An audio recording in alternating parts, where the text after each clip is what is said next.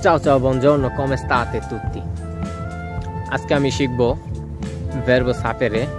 sapere হচ্ছে জানা, আর sapere থেকে শিখব হইলো passato prossimo, যার বাংলা দ্বারা হইলো অতীত নিখুঁত। যে এটা আমি কনভার্ট করব আমি তুমি, তোমরা আমরা, তোমরা আমরা তারা, এটা দিয়ে কনভার্ট করব। যে passato যেরকম sapere হচ্ছে জানা, এখন আমি যদি বলি ইউ মানে আমি জেনেছি, তুমি জেনেছো, সে জেনেছে, আমরা জেনেছি, তোমরা জেনেছো, তারা জেনেছে। ঠিক এটা ইতালিয়ান কিভাবে করব সেটাই এখন আমি বলবো।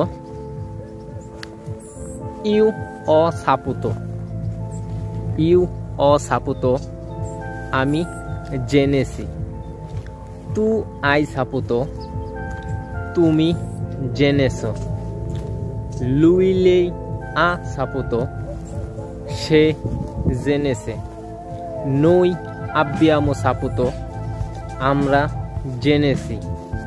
voi avete saputo, তোমরা জেনেছো।